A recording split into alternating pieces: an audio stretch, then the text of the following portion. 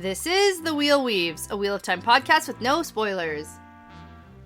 Hey everyone, I'm your host Dani, and I'm the first-time reader going through this series chapter by chapter. As always, there's no spoilers past the chapter we're covering, and that means it's totally safe for first-time readers. I'm joined by my co-host Brett, who's a longtime fan, and he's guiding me on this journey. We'd like to acknowledge and thank our executive producers, Brandy Nern Kirkwood, Sean McGuire, Yanis, Ricky Morissette, Albert Lorenzo, Light Blinded Fool, and the Amaryllin Seat. And before we get into things today, we just want to thank and welcome Pedro Silva and Alexander Opaluski to the Wheel Weaves Patreon team. Thank you so much for your generosity and your support. We really appreciate it. We'd also like to thank Sarah Quill and Gleeman Twitch for renewing their annual subscription over at patreon.com/The Wheel Weaves Podcast. Thanks so much again. We really, truly couldn't do this without you. In this episode, we're talking about chapters 31 and 32 of A Crown of Swords. Yeah, so chapter 31 is my favorite chapter for the book. I chose it, I'm happy about it, and it's Mashiara. And chapter 32 is Sealed to the Flame, which is also hilarious. Oh, it's so good. You know what? This favorite chapter of yours certainly held up. Yeah? Okay. 100% top contender. I get it. I loved it. Loved it. I loved both perspectives. Both so satisfying. Yeah. Both wonderful. And the second chapter, cool. It's really good too. But anyways, yeah. So for the first one, it's just so many things happen. And every time I reread, it's like everyone knows this chapter as like, you know, the boat one and Lan. Chapter. But then there's so much other stuff that happens too. Yeah, like in the finding same out chapter. All the information about the kin and everything. It's so great. Yeah. So yeah, I'm satisfactory. I'm happy that I chose it. It is a satisfactory, satisfying chapter. Okay. Okay, and now in honor of your favorite chapter of this book, and I think it's just coincidence that these gifts arrived for us. Or it's part of the pattern. It's part of the pattern. Right. Who knows? That's how it works. So the Amaryllin Seat, our wonderful executive producer, sent us some gifts. Yeah, we got and this. specifically asked us to open them on the pod, so that's what we're going to do right now. Okay, let's do this. Okay. And we sort of got some of the wrapping off, but here we go. Oh, I'm I got for yours. This. Oh, okay. Give me that. Okay. There you go. Okay. Oh, and there's a letter. Yeah. Very nice. I love it. Holy smokes. Okay, that's a good...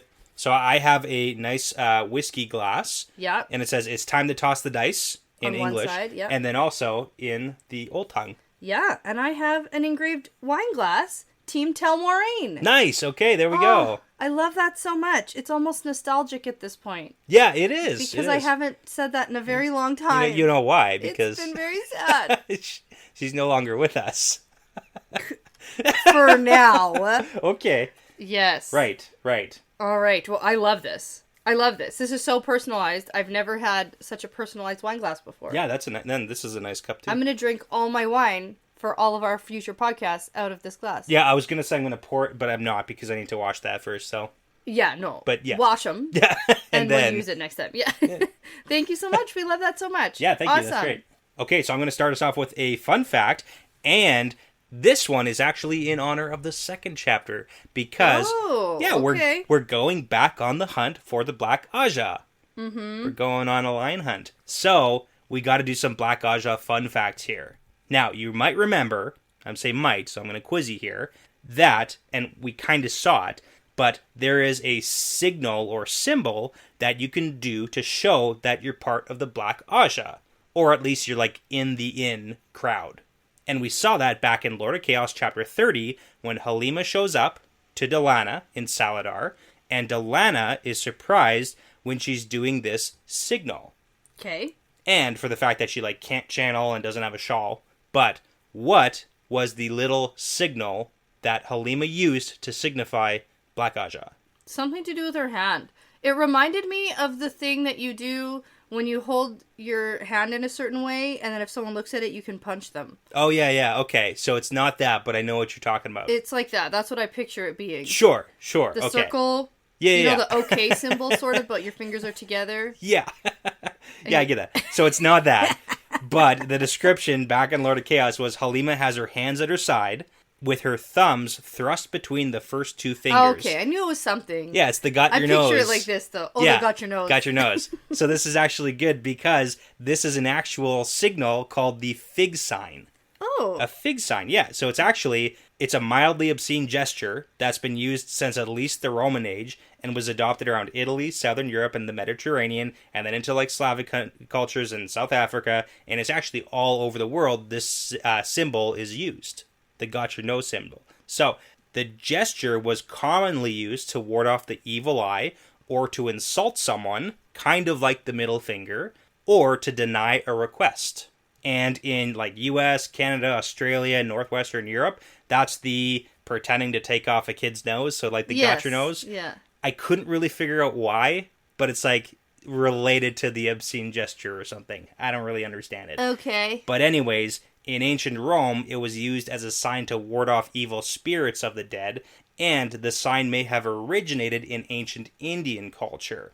But the funny part is, if anybody has a little bit of extra time, go to the Wikipedia page for the fig sign, and there are different meanings behind how different cultures use this, and it's almost all in a derogatory way. Oh, I believe it. And it's really good. So it ranges from the equivalent of like giving the finger to a more polite version of giving the finger, to sex, to your mom's genitalia, to a fist phallus, and you can combine it. Specifically your mom's genitalia? Yes, specifically, yep. Okay. And then you can also combine the fig sign as a fist phallus and combine it with shoving your other hand under your armpit in a derogatory manner. Oh my goodness. It's good stuff. Whoa. And now it also means Black Ajah.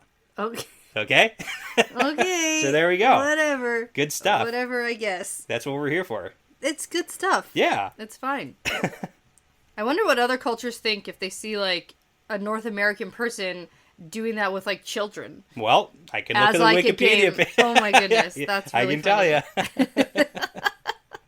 Why are they cursing at that child? No kidding. Right? Okay. Now, last time we were here, Matt was finally cornered by Queen Tylin and was sexually assaulted. Yep. And then he dealt with the immediate emotional repercussions of that. True. We also got Elayne being the best boss lady we have ever seen. Yeah, took back her power. Taking her rightful spot at the top of the Aes Sedai food chain. Yes. Absolutely. We also got Moghedien bale-firing the shit out of a boat, and potentially, maybe she's going to get in some trouble for that. Yeah, and it's really funny. I have to give credit where credit is due, because you gave what I would say as the most wrong prediction you've ever given, but the funniest at the same time. About this specific thing? About the boat not being in Abu Dar or Nynaeve. It was so good. Okay. Yeah. Can I justify? Couldn't believe it. Can I justify? Because I've listened back to that episode. Yeah. I edited it quite a bit. That was a difficult episode to edit, actually, because, you know, when we have a guest and the internet stuff. So I listened to it a lot. And I have to say, I understand where my own head was at in the middle of the recording. Well, at least one of us understood where your head was at. Okay, so several times in the prediction that I made, I said, I think Robert Jordan is trying to throw us off, but my gut tells me this is probably Abu Dar. And then I also said, my gut told me, like, initially I was like, oh, of course this is Nynaeve. Yeah. Of course this is Nynaeve. Who else could it be? It's my gut. Of course. Of course that's who it is. But then that's just not Robert Jordan's style. So then I started second guessing myself. And I just started rambling about literally nothing. I landed on this being in Abu Dar, by the way. And I also landed on it being somebody that we never met before. Yeah. So it was really... So half wrong. It was good. It was so funny. And it really, I think, and I think it threw me and Spencer through a loop. Yeah. It taught me a lesson about... Every once in a while this happens. Yeah. When I kind of start steering away from trusting my gut and I start to try to analyze the writing and stuff. And this kind of thing always brings me back and reminds me to just go with my first instinct always. Yeah, and sometimes things are just what they are. Yes. But yeah, it's so good. And so many good things happen besides that. But I thought that was so funny. Immediately, I started reading and I looked up at you and I went... It was Nynaeve. Yeah. And you went, Yeah, it was. It was. I wasn't even trying to throw you. Like, that wasn't me trying to throw you. I was just like, it was what? my own head. My own head did that to me. You talked yourself out of it. That's okay. I like that too. So chapter 31 is Mashiara. Mashiara, yes. Okay. And the chapter symbol is the wheel and snake. Yep, because the pattern is working overtime to make this happen here. Holy smokes. Right. I should also mention that we are currently recording live on our Discord for our patrons. Yeah. They're listening to this as we record it, and we had some hilarious memes coming up in the chat. Absolutely. There are so many about this. So many. There's so many. I love it. I love them all. They're so funny. Yeah.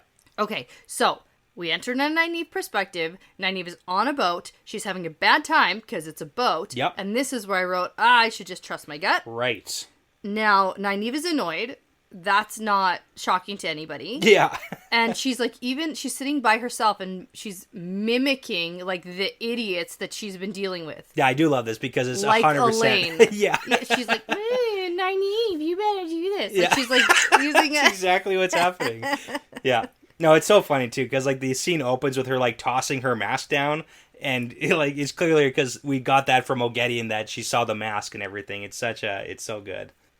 Yeah, it's hilarious. So now we do learn here that this whole thing is planned. So yes, Elayne going to deal with Merlilla. Yep. Merlelli and the crew. And the crew was planned because Elayne could better stand like being berated than Nynaeve could. Absolutely. And Nynaeve is going to go deal with the sea folk because it seems like maybe they think Nynaeve is more of an Aes Sedai. Yeah, so here's the thing. We had a conversation. Older? We had a conversation last episode about Elayne maybe not understanding power hierarchy with Aes Sedai. But we were corrected, hey? Okay. Somebody said I should have looked this up. I didn't know we were going to talk about it. Because it kind of still seems like she doesn't 100% understand it, though. Yeah, but she was informed about it at some point. Okay. In the past. Okay. And the reason I say it doesn't seem like she's 100% aware or maybe not fully grasping it is because she does say that they want to send Nynaeve because she's the strongest. But we also know that, like I said, I don't just only send the strongest. It's also, embassies, your power level doesn't technically really matter. And also, like, if you're leading experience. With, like, the greys and stuff, Yeah, if you're put in a position of power, you have that even if you're not necessarily the strongest. Negotiation skills and whatever, yeah. And outside of Aes Sedai, the power structure doesn't follow, so yeah, it doesn't seem like an exact... No, but this is their plan. So now Nynaeve is on her way to meet the sea folk, and we get a huge explanation, description of her clothes and jewelry. Yes, she's trying to keep her mind off the water and boats and stuff. Because she doesn't want to throw up everywhere. Yeah. And we learn that some of the jewelry she's wearing is a gift from Queen Tylan. Yeah, she got a necklace. Bringing Matt. Yes. And Nynaeve doesn't quite understand what that means. She thinks it's an excuse that Tylan made up. Yeah. To give her a gift. So, she doesn't know what's happening. Not quite. Yeah. And very forward of Tylan. Yeah, very, very much so. But, I mean, it's not something that Tylan's trying to hide. It's just part of their culture. It certainly is. So it's not like she's as ashamed or embarrassed. As it is. Yeah. It's like a natural thing in Ebudar culture. Mm-hmm. Yep. And then another thing about the jewelry is the whole Aviendha and Elayne dynamic. The bracelet thing. And then also the necklace that Aviendha wears from Elayne. Egwene, it's all described and it goes on and on and on. And I think that it's meant to be kind of boring and run on so that when the boat gets like blown down. You're waiting. Because this could be a tricksy writing thing. Where it's like we leave Mogedion blowing down a boat. Yeah. And then Nynaeve getting onto a boat, but it's completely different. Yeah. Like, that could happen, technically. Sure. Until now. Because we officially get that it is back in time. Yes, slightly, yeah. To like where we left Mogedion. The Seane is back in time. Because it's action time. Nynaeve feels all of a sudden huge weaves of Saidar in, like, huge amounts. Yes. And suddenly there's salty water over her head. She's trying to find air. She doesn't know what's going on. Her head, like, breaks surface, but realizes that she's in, like, the overturned boat. She doesn't know what's going on. And again, it's just a callback to our conversation about how the mechanics of this balefire is working. Yep. Because the rowers got balefired, so they went, like, backwards in the water. But then since the boat was cut in half, it's already sunk to the bottom. So it all happens immediately. And the big point is she doesn't have any time to figure out, like, what happened. It's just like don't drown right now. I got to get out of this situation. So good on Nynaeve for keeping her head in the game here. Well, here's the thing. I also switched from thinking that this could be Nynaeve based on what we see happen. Because we see Moghedien balefire this boat. Yeah. And it sinks. Yes. We see it go, and it's pretty clear that everyone in this boat dies. Yeah. And so I was like, well, this can't be Nynaeve because this would be awful.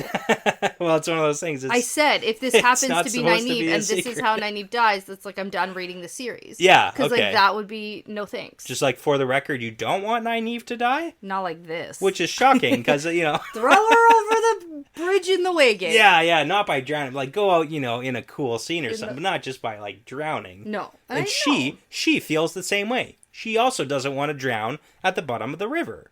Who does? Yeah. No, thank you. Yeah. All right, so back to Nynaeve here. She's inside the cabin of the ship that has hit the bottom of the river. Yes. She has no time to wonder or figure out what just happened. She also thinks to herself that her clothes are weighing her down, but she refuses to try to take them off. Yes, because... That would be very embarrassing if people saw her boobs. She doesn't want to come up in just like a shift or something.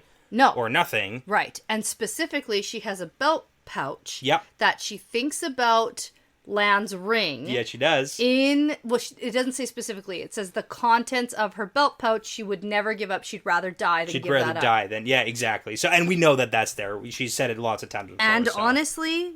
That's the sign. That's the symbol for me. I knew Lan was coming. Oh, of course. This reminded me specifically of when Rand is walking along in the Foregate in Cairhien. Okay. And he thinks to himself, oh, that harp is so lovely. I miss Tom.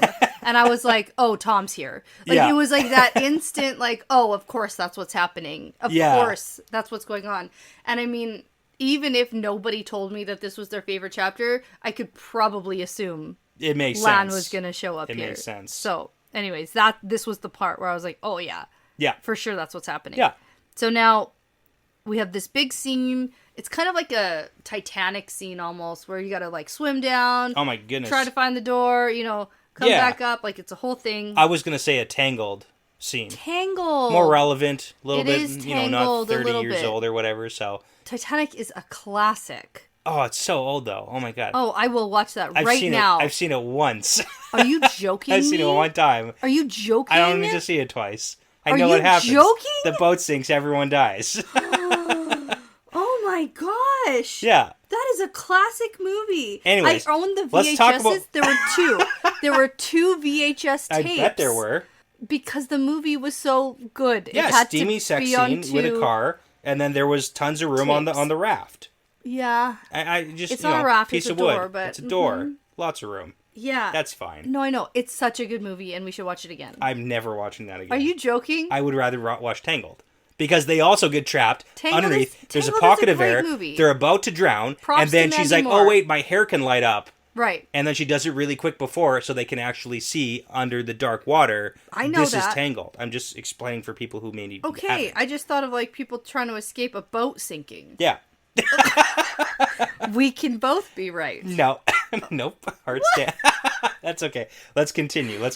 Oh my goodness. Okay, so Nynaeve thinks to herself, I will not die here. She starts hammering against the wall, and she spirals about not dying here. Yeah, because she's basically stuck, and she's the air is running out, and she's aware. Dying here. No one knows I'm here. No one will know I died. There will be no grave, just a corpse at the bottom of the river. No way, no how. And then she starts to think, oh my gosh, maybe I will die here. No hope, no Lan. Yeah, nothing. And then that's Here we go. another signal whoa, that Lan's literally about to show up. Yeah. And she does something in this moment. She does. That she has never done before in her entire life. Yeah, because she's so stubborn. Yeah. It's surrender. She surrenders completely. That's right. Yes. And then Saidar flows into her, and then only kind of half knowing what she's doing because she has no oxygen going to her brain. Which is important. She blasts a hole in the side of the boat. This is where the magic Tangled stuff comes out. Sure. And it's less Titanic, but More tangled. Yeah, I'll give you that. Okay. But she blasts a hole in the side of the boat, and then a rush of air and bubbles start like to drift her upwards. Yeah.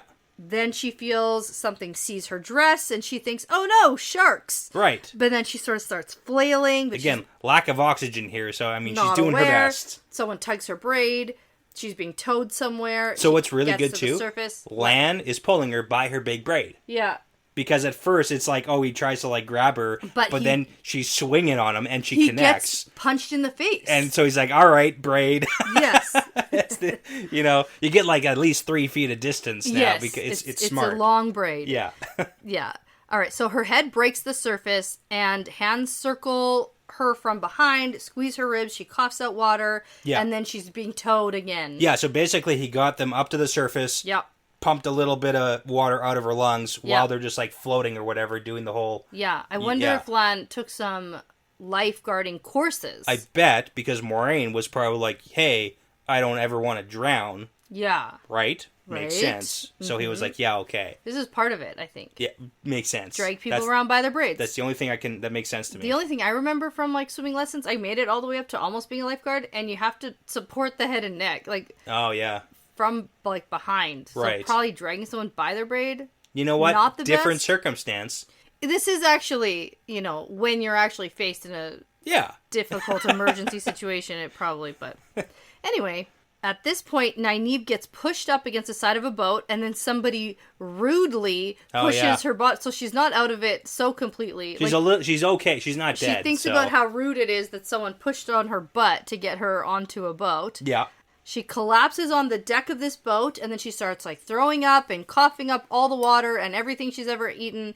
And plus, she hears a voice that says, get something to wrap around the lady. And, oh my goodness. It's Lan's voice. It's Lan. That's right. Here. He's here. Yay. And so now Nynaeve is in just, like, this absolute state of embarrassment and horror. Yes. At the fact that Lan is seeing her here for the first time in, like, forever in this state. Yeah, and in defense of Nynaeve thinking this way, she's had a bit of oxygen deprivation. No, this is Nynaeve. This is how Nynaeve thinks. Like, if anything, the oxygen deprivation should, like, help her to, like, relax a little. Yeah, maybe. I don't know. Yeah, she's like, oh my god. So she channels without thought. Yeah. To dry herself off. Once a block is broken... It's done. It's done. It's done. That's what we've heard. Block's gone, people. We did it. Maybe. No, that's what we know. I know. We've heard that from Aes Sedai multiple times. Nynaeve is an exception to literally every rule ever. So here's the thing. You have thought that the block may have been broken a couple times previously. I know. I didn't predict this. No. No. I thought Moghedien was going to... Hey! I thought Moghedien was going to be the key to her breaking her block. Yeah. And... in a way, she was. You know what? This is just... I get points for that. Off the record, I feel like maybe at some point you may have said something along the lines of something with a boat having to do with breaking Nynaeve. I swear. Really? This is impromptu. I don't remember that at all. Something about Nynaeve drowning or something. I'm pretty sure maybe those words came out of your mouth at some point. Weird. I don't know when or where or I don't know how. that at all. I do specifically remember the whole, like, when... originally, Nynaeve and Elayne were compelled by Moghedien in that inn in Tanchico. Yeah. Nynaeve shared why she has a block. Yes. Under compulsion. So Moghedien was aware of why she was blocked. And Nynaeve had never had enough insight into her own self that she knew exactly, or she never admitted it to herself. Yeah. And so I thought, I've said several times, that Moghedien was somehow going to be the one to, like, accidentally help her with her block. Yeah.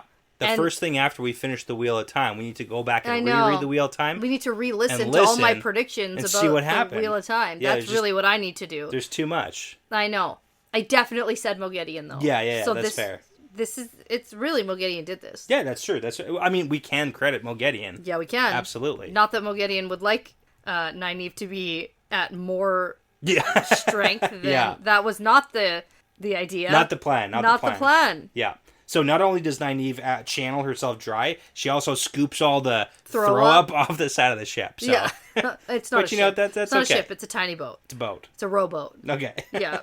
And she also tries to, like, straighten her jewelry and straighten up her hair. I don't think she does as good of a job as she thinks she definitely does not. So. And at one point she even thinks, like, her hair is, like, way too frizzy and there's no way she could meet the sea folk like this. Get like, me a comb. Lan just pulled you out from the river and then just, like, brought you up. Like, he knows what you look like. Yeah. I don't think he cares about that. He just wants you alive. Like, that's the end. The not dead version of yourself. That's the best version. That is the best version. Yeah. So when she thinks she's presentable enough, she spins around to face him, and there he is, still at the railing of the boat, and she thinks how beautiful he is, but he does have a big bruise on his face. Yeah. And then she remembers one of her fists connecting with something, and she's like, oh my goodness. So she runs right over, heals him, and then delves to see if he's okay, but feels something odd. Which is probably... the bond. Probably the bond. It very well could be. We don't really know exactly. Although, wouldn't she know that? I mean... has she delved waters before? That's what I'm saying. Like, we don't really know. I don't think we've ever seen her delve a water. Yeah. So... maybe the bond feels odd. Yeah. I don't know. Could be.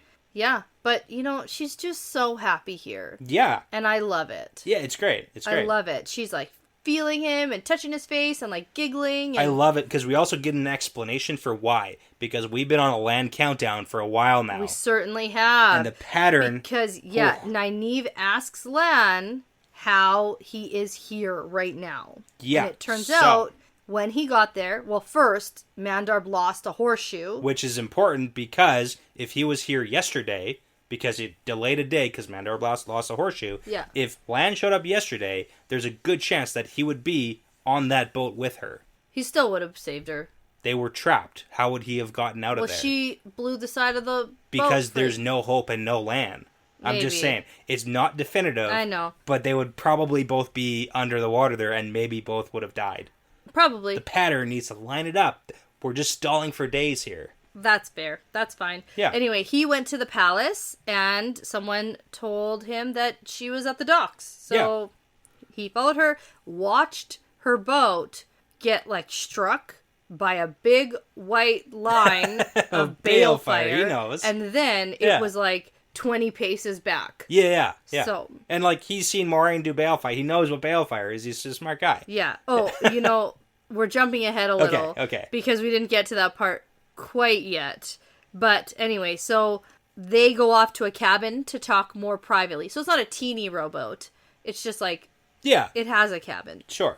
So Nynaeve starts to get a little handsy. She's not waiting to make all of this happen right now. And Lan catches her wrists and tells her, Morel holds my bond now.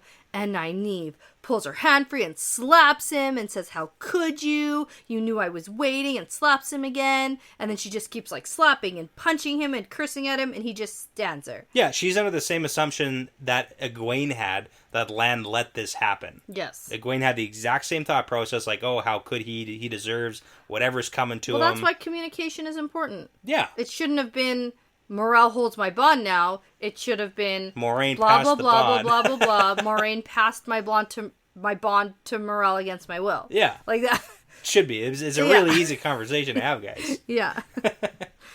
And also, can we stop punching and hitting each other when we're upset with each other? Maybe. Is that a thing that can stop? Maybe Yeah. Because I'm kind of done with that. Yeah. Well, you know.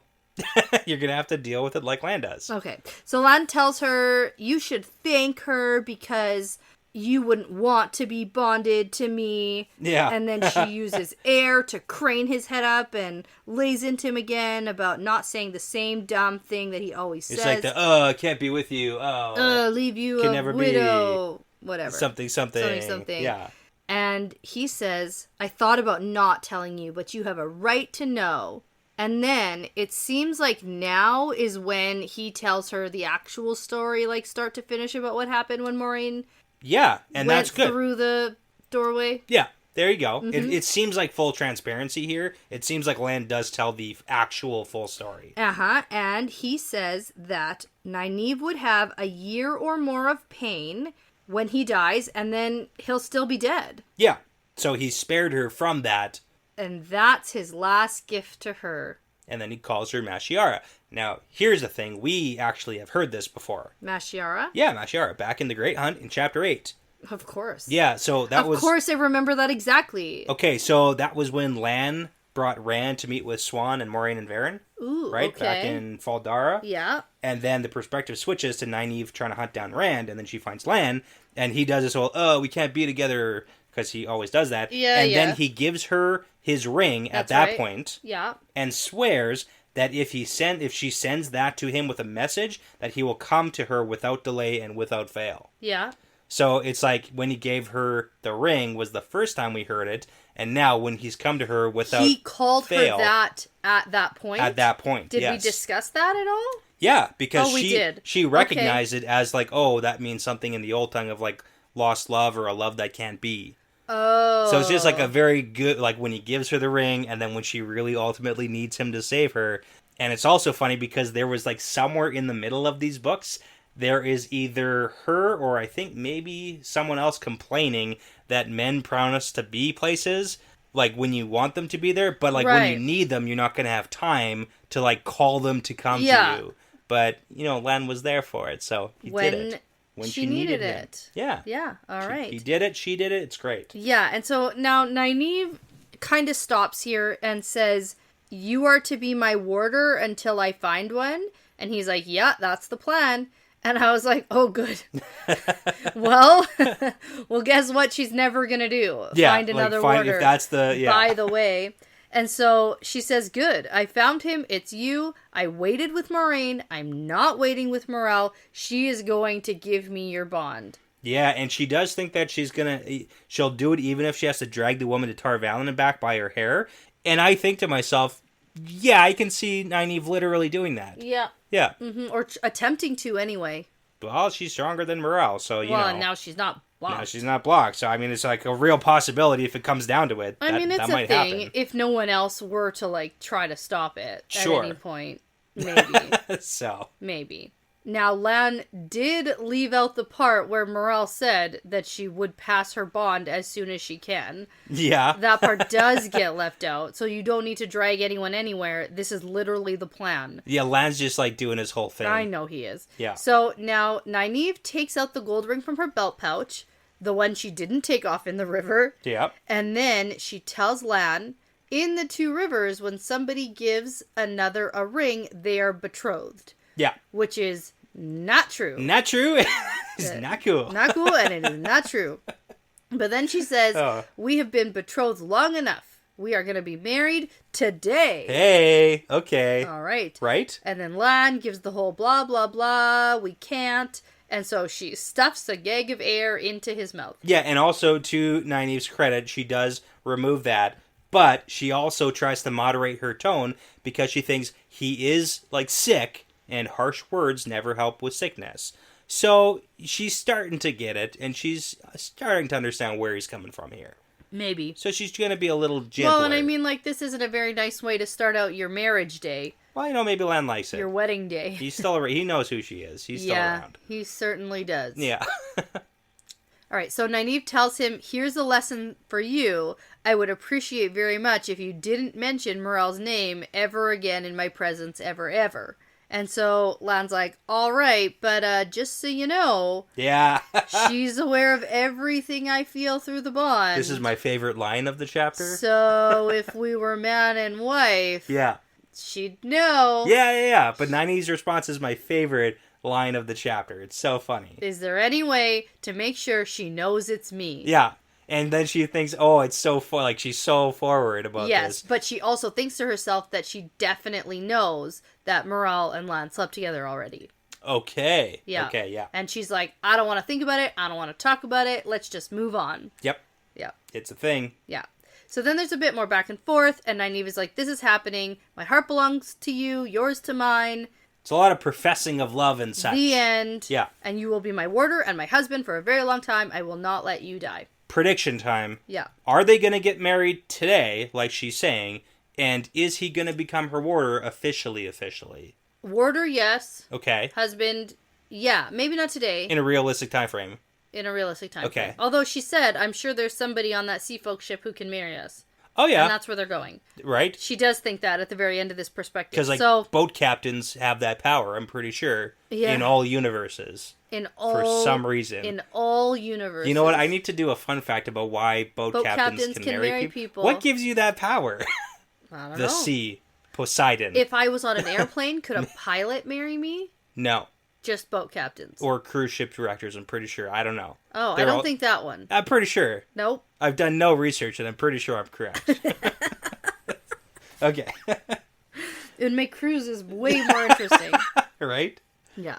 All right, so now Nynaeve finally realizes that they're, like, going somewhere. And Lan's like, oh, yeah, we're going back to the shore. We're getting off this river. Remember, the boat sank and the balefire and maybe, like, a Forsaken? Oh, yeah. So, like, maybe we should get off the river? Yeah, no kidding. And so now Nynaeve puts together that the balefire and the whole thing has to be Moghedian. Yes. Makes sense. So, good. I'm glad that we're not, like, dancing around that topic forever. Yeah. Speculating for a million years. Who could it possibly be? Yeah. It's like the one person who really friggin' hates you. Yeah. And so Lan tells her, don't be afraid while I'm near. You'll never have to face, like, Moghedian without being angry. I'll make sure you're angry enough to channel all the time. It's a joke, though. Yeah. This is a joke. It's a funny thing. Sort of. I think he's serious, and then he goes, I have some talent there. Yeah. So that's like Lan's super dry humor. Well, I mean, it's dry humor because, again, it's like Lan facing a Forsaken. He's faced Forsaken before in Eye of the World, and he's well aware that it's like, you can't do anything. Like, how is Lan gonna kill a Forsaken? Throw something at their head. Knock them out. That worked one time. From behind a bush. Yeah, right. Okay. Without being seen or noticed. While they're distracted. Yeah. That's what I'm just saying. It's throw stuff at them. It's dry humor because it's like I'll make you angry so you can fight her. I'm sure heads can be chopped off. Okay. Although we know now that Forsaken need to be balefired, or else they're just going to come back and come back and come back and come back. Or make the Dark One really angry at that Forsaken for maybe like giving you too much information. Stuff. Yeah, but that part they don't know at all. Asmodean. So they don't know any of it, turns out. So it doesn't even matter. Balefire. So at this point, though, Nynaeve starts laughing and she's like, You'll never make me angry. I'm not angry. And then she's like, oh my god, I'm channeling and I'm not angry. Yeah. So her block is gone officially. Yeah, block's gone. There we go. Block's gone. So are you thinking that it's not gone or is it? No, it's gone. It is gone. Just want to clarify. I just also wouldn't be surprised. It was at the worst. Nynaeve's the exception. Worst possible time. I don't know. Now when she is angry, she can't channel or something like crazy, stupid. I don't know. Probably not, but it seems like it's all good. It's now. all good. We're past that part of the book where she can only channel when she's really angry. Yeah, it only took half the series. Well, cool. It's a reasonable amount of time. It's been like 2 years. I like that it wasn't another stupid like Aes Sedai. Yeah. And their dumb tricks. Yeah. That did it. Was happy because that's what I was thinking originally. Like I thought that her organically kind of figuring it out. Yeah. Would be way more satisfying. And it is. So now we also learn that 4 of Matt's bodyguards were on the boat with her and they didn't make it. Yeah, basically nobody on the boat survived. No, and Nynaeve shouldn't have either, technically. Yeah. And then so Nynaeve tells Lan to get the boatmen to turn around because they still have a job to do. And Lan says, as you command, Aes Sedai. Yeah. And she thinks that she plans to marry Lan on the Seafolk ship today. She's going to marry him once and for all, and this will be a wonderful day yet. Yeah, and it's also kind of funny because she thinks that Lan is, like, laughing at her.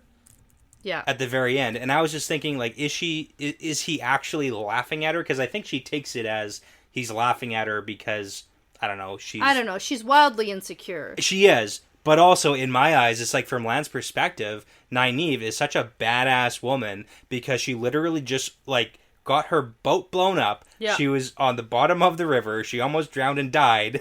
And then she was reunited with her lover. Yeah, she was resuscitated from drowning to death.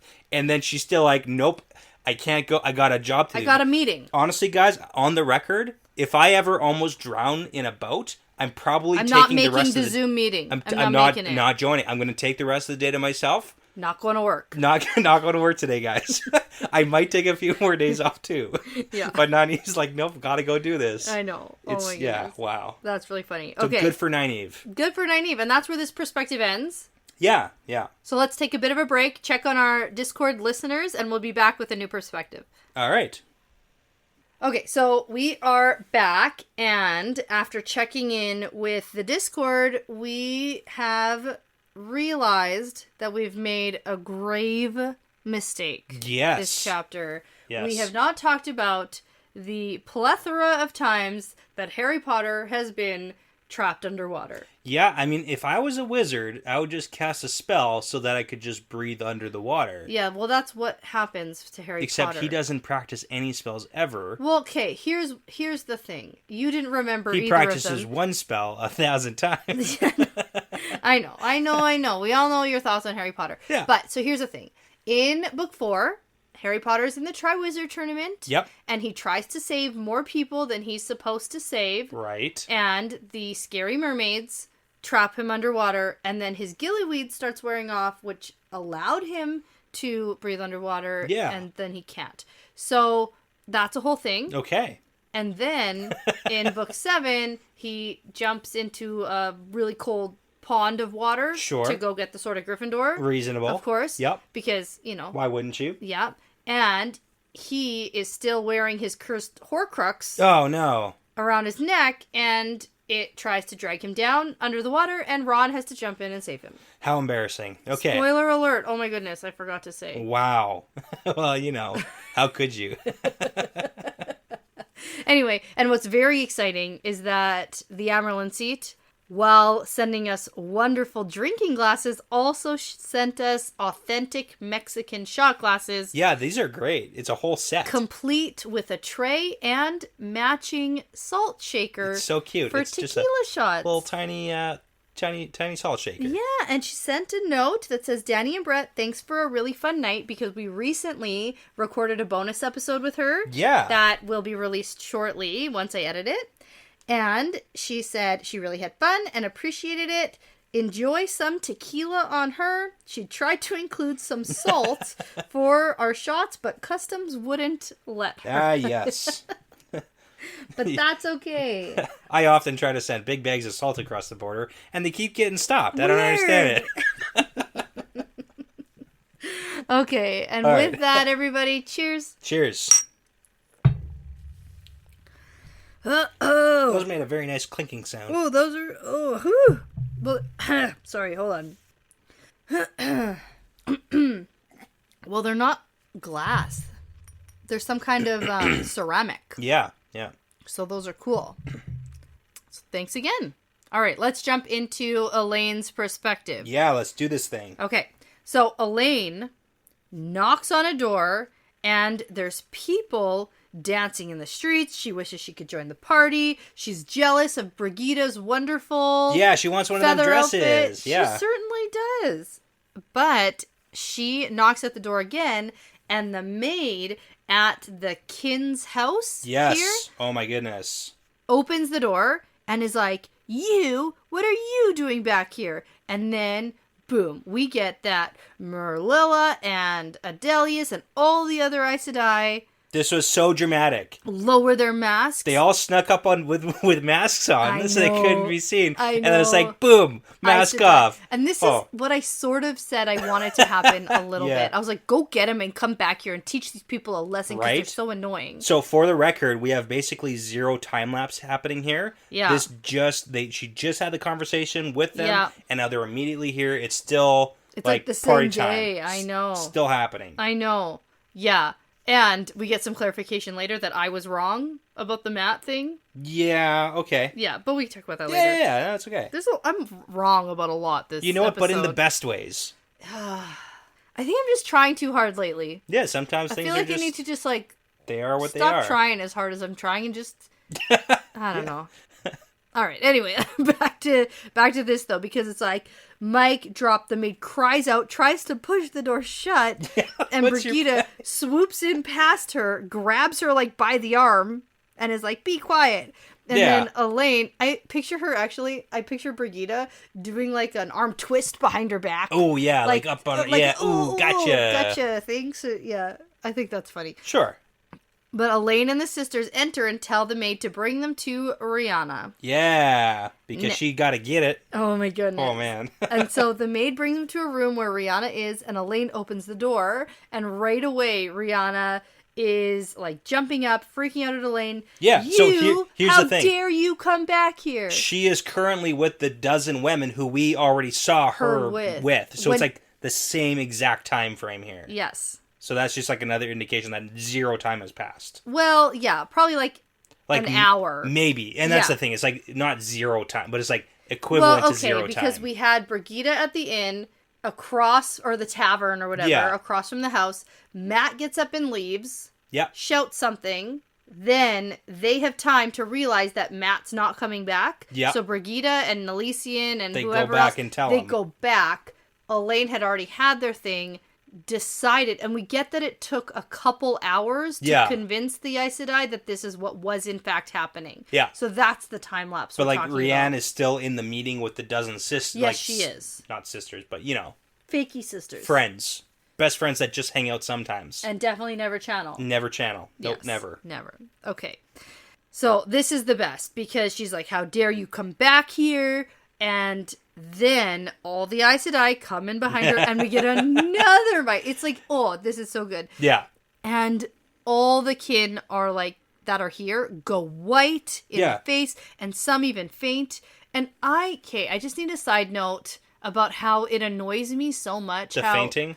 The fainting at shocking news. Yeah. I want a fun fact. I want some facts about how... About fainting? This happened. Like, you're so shocked by this news the funniest that you lose consciousness. It's like there's so much asbestos in the wall that people are sick all the time, and it's like the slightest gust of wind. Asbestos isn't sick unless it's disturbed. That's why people have to like go spend 6 months off by the seashore, and then they're okay finally. Yeah. It's like No, I feel like normally I can just let it go. Yeah, I know. But in the last little while, there has been so much just like fainting at shocking news. I agree with you. I agree with you 100%.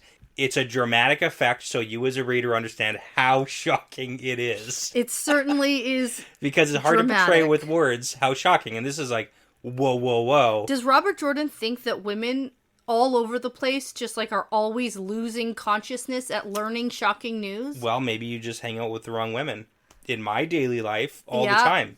Dropping like flies. It's crazy. Stop sharing such shocking news all the time. I can't. It's just like, got things to share. No, I just can't stand it. And then there's more later. Yeah. Anyway, okay. So nobody says a word. Rihanna just like sinks to her knees, starts babbling. Forgive us, Aes Sedai. We're just a couple of friends. We haven't done anything. Don't listen to whatever this girl told you. Also, she starts ratting out now. She's like, what about the other one? Did you get her too? Yeah. She clearly thinks that Elayne is still not an Aes Sedai. Yes. Right? She thinks that Elayne is just some girl. Oh, yeah, who got captured and then just, like, told on them. Or went to the Aes Sedai to be like, there's a bunch of people channeling in there. Yeah. And they're not Aes Sedai. So... and good for Rianne she's sticking to her guns here. She's lying to the Aes Sedai. Well, it's been centuries. I mean, fair. She's had centuries of practice. Don't spoil that part yet. That's the big news. But she's trying to save her own bacon here, and she's just like throwing Elayne and Nynaeve under the bus. Oh, yeah, well, for sure. So now... Merlali steps in and she's like, your name is Rihanna, I believe. I fear you must address yourself to Elayne Sedai. Whoa. And here, this must be such shocking news because this kin is under the impression that the Aes Sedai rank themselves based on age. Yes. And none of this makes sense to them. They don't get it. And so Elayne watches Rihanna's head swing towards her in, quote, the most satisfactory way, and I 100% agree. I agree. This is excellent. And I also agree when, like, immediately she gets really sick of the groveling, because then Rianne takes it way too far. Yeah, it's more like bowing on her knees, I beg your forgiveness, I didn't know, blah, blah, blah. It's like too much. Elayne's like, stop it, stand up on your feet. And then she's like, by the way, I'm still hung up on this Cloud Bowl thing. Yeah. Do you still deny knowing about the Bowl of the Winds? Yeah, we gotta know that. That's and Rihanna's like, no, none of us would ever use a terangrial. We're just friends. Best friends, yeah. We're just friends here. And Elayne knows that she's not telling the full truth. Yes. Clearly lying. Yeah, so now she's about to drop the bomb. Yeah. That the White Tower has always known about the kin. So here's the thing. And more women faint. I know, more. It's like everybody. How many people are even conscious? I don't know. It's some people get up and then they faint. It's like a double faint. Anyways. No. They're just like laying there. Because at one point, Elayne is like, are you going to tend to your... Bodies on the floor here, guys. The floor? Okay. Yeah. No, so when we were talking about the monologue where the Aes Sedai told Elayne about the kin, that's what I was really highlighting. From the Aes Sedai perspective, this is what they know about the kin, because here, in this chapter, we find out how much they actually have no fucking clue about the kin. None. They don't know anything. But the way that Elayne opens this up, they get a lot of information because Rihanna assumes they know everything. Because Rihanna has that weird thought process where they are like almighty, all-powerful beings. Yeah. And that's the issue with her viewpoint on Aes Sedai. She thinks of them the same way the Aiel did before they met the Aes Sedai. Yes. Yeah. Yeah, no, that's true. And look how that turned out. Not good. Not great, because when they actually learned they're that like, oh, the Aes actually, Sedai you guys suck so bad. Oh, man, okay. Okay, so now Rihanna asks quite fearfully... Do you mean to destroy the kin? Oh, I also missed the point where it's very clear that the other Aes Sedai did not want to share this news. Yes. They are angry about this. They don't want to, but they're still deferring to Elayne. They are. So now Rihanna asks, why now after so long? And Elayne says, no one's here to destroy you. The Amyrlin seat wants every woman who can channel to be connected to the tower. So the offer is open to any kin who wish to accept. Yeah. And then they all start freaking out like little girls. Yep. Which is, honestly, it's very sweet. We can become Aes Sedai after all. And no, that's not what she said. Some of you, aren't strong enough or good enough to actually become a full Aes Sedai. They get another shot at it, but at least they can be connected to the thing that they want to be connected to. Yes. So sure, maybe not Aes Sedai, but you can be a part of the tower, which is honestly a fantastic idea. Will they teach us again? And now, after decades or centuries of being, the amount of training that they've had out on their own, maybe they're now more equipped to go do the stuff that here's the thing. Maybe determining at 20 or whatever, 25, if you should always sometimes sometimes it usually takes 20 years to become an Aes Sedai. Sometimes so usually it's around 40-50. Sometimes it's 5 years as a novice, and girls they only bring in teenagers. Yeah. And then it's 5 years as a novice, 8 as an accepted, so you're only mid-20s sometimes when you get the shawl. Yeah. So it's sometimes people take until 40 or 50 to figure out life. And that's not even counting if you actually are going to live for hundreds of years. Come on, guys. I know. Anyways. I know. We know it's a bad system. That's fine. That's fine. So now, Rihanna, at 1.2, whispers to herself, I can be green after all. It's so sweet. Because previously, she was thinking some of these dumb kinswomen still think they can be Aes Sedai, but she had given up on that dream a long time ago. Yes. But now it's presented to her, and she hasn't given up on it. So it's I really feel with that. I like that. Yeah. So Rihanna is still a little bit hesitant and is are we really going to be allowed to return to the tower? And Elayne confirms, yes, those who can learn to become Aes Sedai will still have the chance, and there will be a place for any woman who can channel. Yes. And then Merlelli speaks up and says, so, just out of, curiosity here... we know, but I just want to know, exact numbers. Exactly we know, but I want to know. How many will we be taking in? And Rihanna gives this whole big explanation. She's like, oh, I don't think anyone will refuse this offer. It might take some time to send word to everyone, because we've spread out, so Aes Sedai won't notice us. And then she sort of, rambles off. And then she says, okay, there's currently... 1,783 names. Boom, mic drop. This is huge. And the Aes Sedai can't even hide their shock. They're so shocked because... But Rihanna misunderstands. Yes. Completely. So this is more Aes Sedai than there currently are in the world. Or no, there's... So do you remember how many? So there's probably around 1,000 Aes Sedai. I was going to say, I felt 900. Yeah, it's 9, because we had previously gotten that there's about a third of the Aes Sedai in Saladar, which was about 300, and about a third in the tower, which is about 300, and then about the same amount out in the world still. Yeah. So there's about 900 to 1,000 Aes Sedai total. Yeah. And there's almost 2,000 yeah. kinswomen who can channel. Uh-huh. Yeah. And, she thinks that the Aes Sedai are disappointed and goes on, oh, unfortunately there were accidents. It's not as many as you thought. Natural deaths people die. Take a few each year, and the kin has grown smaller in the last 1,000 years. Maybe we've been too cautious. Yeah. And Elayne keeps everyone on track here so that we know why we're actually here. Yes, this is a side plot, side mission. Yeah. Of getting the kinswomen to the tower. Right. And it's great. It's a good... And Elayne thinks Egwene's gonna be super happy with me. It's like, wow. She's gonna be so Remember all pumped. those novice rooms that are like empty and dusty? Yes. And not used because there's like 40 novices or something? Uh-huh. Right? Fill them up. Let's do this thing. Well, and not to mention all of the women that they're testing now along the way and accepting even when they're older. Because now they're like, hey, maybe we should recruit. I don't know. That seems like a good idea, guys. I've said that literally from the beginning. Yeah. I've said it. I know, yeah. No, that's not an uncommon thought. Yeah. I was shocked we to want find to build out the White there Tower. was Maybe no we should look for some people. recruitment services. Put I said I wanted posters on lampposts. Like, come on, guys. I know. Tear away the phone number. Take a hint from Rand. Right? Yeah. All right. So. Whoa. Hold on. What? You're going to give Rand the credit for building the Black Tower? I don't think so. Yeah. You're going to do my boy Tyene like that? Yep. You mean Demandred? Right.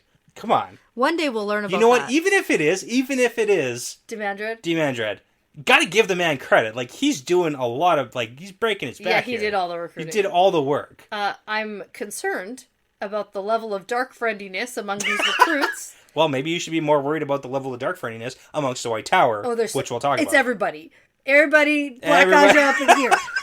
Everyone. Okay, Brett, we haven't even finished the first chapter. Okay. Okay, so Elayne, hyper-focused on Cloud Bowl. Okay, so now, Rihanna, maybe you can recall where that bowl is? Think real hard and for a Rihanna's second. like, okay, I swear we never touched them. We don't know why they were gathered, but there is a storeroom with a bunch of stuff like you described. Described exactly the way you described it. It's a dusty old storeroom. Yes. Shoot. Okay. And then there's some channeling that happens downstairs, and someone screams in terror, and they all dart for the door, but Brigida's first, and then Elayne's ready to throw down. If there's a threat here, it's a whole thing. Yeah. But the door opens, and Matt saunters in. It's Matt. It's our boy. It's Matt. So he's pushing the maid ahead of him. This maid is having a day. Yep. And he says, so, with all of your warders drinking at the tavern across from here. His least favorite tavern. Well, it's gross. It's a gross tavern. Hate it. Yeah, so there's a bunch of warders drinking there, so that must mean there's a bunch of Aes Sedai in here. Makes sense, and he just got back from... following a woman. In the Rahad, the one that we saw him go off and follow. Yes. There we go. And this is, okay, I get some credit. Sure. Because I was like, this is the woman who's going to lead him to this storeroom. That's clearly what's happening. Yeah. And that did happen. It does happen. Yeah, but absolutely. I did think that he already was back and told them about it. And that's what Elayne was in trouble for. Interesting. Which it can work. It can absolutely work. Right. It didn't happen though that way. Okay.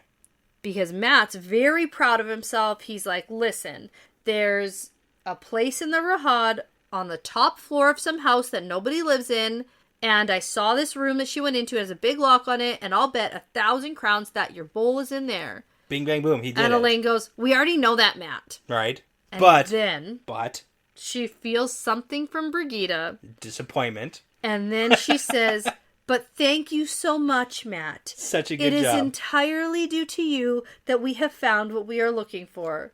And then Matt's like, yeah, cool. Can I say something, though? Yeah. I want to say this, because it is entirely because of Matt that they found it. I know. But here's the thing. Even talking hypotheticals about the dice rolling in Matt's head. Yeah. Because you remember the dice stopped when he arrived at the Wandering Woman. Okay. Which is run by Setal and Anne. Yes. And Nynaeve and Elayne got led to the kin by Setal and Anne, who brought them there, and the kin is how we found out about the Bowl of the Winds, and Matt only followed this woman because of the kin. Uh-huh. So it's like the dice stopping was because the Wandering Woman. So we believe, in no coincidences. The pattern, there are no coincidences in this book. It's almost as if there's like a big fist of a writer writing this story down. I know. I am aware. I know. That's fine. Okay. It's good. All right. At this point, though, Matt's like, cool, yeah, this is because of me, but it doesn't even matter because let's go find the bowl. Let's get out of... Let's go. Let's get out of Ebudar. Yes, because tonight. he doesn't want to be around Thailand anymore. No kidding. So he's like, let's leave tonight. We can go and get it. Yes, let's go get it and leave and never come back. Unfortunately, no, they're not leaving until they use the bowl because they have to deal with the sea folk about using the bowl.